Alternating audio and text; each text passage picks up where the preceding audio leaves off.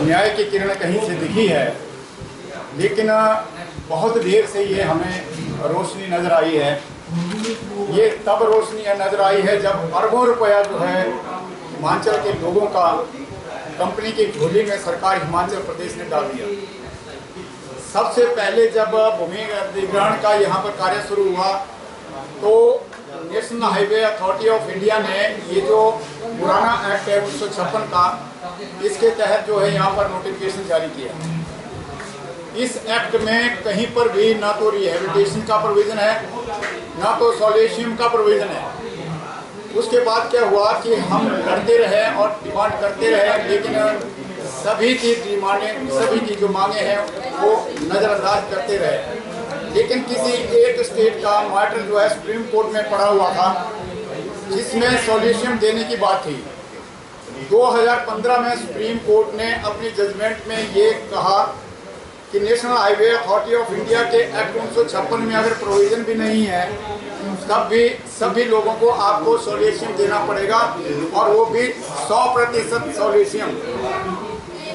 जब ये जजमेंट आया तो national highway authority of India के पास कोई चारा नहीं था, और उन्होंने क्या किया कि नोटिफिकेशन तो अधिग्रहण की करते रहे, वो तो करते रहे इसके तहत, लेकिन उन्होंने कंपनसेशन के लिए शेड्यूल 1 जो है 2013 के एक्ट का उठाया और वहाँ से उसको इस पर लागू कर दिया केवल एक कंपनसेशन के लिए।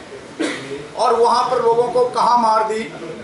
उस शेड्यूल में 2013 के एक्ट में लिखा था कि ग्रामीण क्षेत्रों में फैक्टर 2 के तहत जो है लोगों को मुआवजा दिया जाएगा। लेकिन कंपनी ने, जैसा मैं पहले भी कहता रहा हूँ, बैक डोर से और फ्रंट डोर से सरकार को ड्राइव किया। वहाँ पर जो अधिकारी बैठे हुए थे, कुछ एक रिटायरी, उन्होंने पैसा खाया और सेक्रेटरी रेवेन्यू को मजबूर किया कि उन्होंने एक अधिसूचना जारी कर दी 1 अप्रैल 2015 को, जिसके तहत पूरे हिमाचल प्रदेश के ग्रामीण क्षेत्रों में भी फैक्टर 1 लगा दिया, जो कि अर्बन क्षेत्र के लिए शेड्यूल 1 में लिखा गया था। और जो फ्रंट साइड से रिश्वत खाई है उसका प्रमाण मैं आपको लाया हूँ।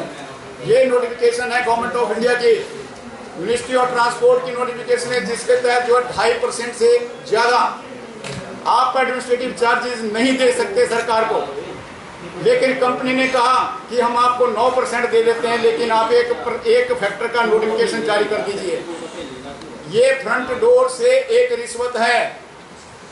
केंद्रीय सरकार कहती है 2.5% से ज़्यादा आप एडमिनिस्ट्रेटिव चार्जेस स्टेट गवर्नमेंट को नहीं दे सकते, और national highway authority of India ने 9% जो है एडमिनिस्ट्रेटिव चार्जेस हिमाचल प्रदेश में दिए, ताकि राज्य सरकार का मुंह बंद रहे और करोड़ों लोगों का जो पैसा था वो इन कंपनीज की झोली में चला जाए। माननीय उच्च न्यायालय को, जिन्होंने देर से सही लेकिन हमारे लिए एक न्याय का रास्ता दिखाया है, और आने वाले समय में जितनी भी अधिग्रहण हिमाचल प्रदेश में होंगे, वो चाहे किसी भी एक्ट में होंगे, उसमें इनको 4 गुना मुआवजा देना ही पड़ेगा। हमें तो ऐसी उम्मीद है कि जहां सरकार ने पहले भी अन्याय किया था, गवर्नमेंट फिर से इसको चैलेंज करने की कोशिश करेगी।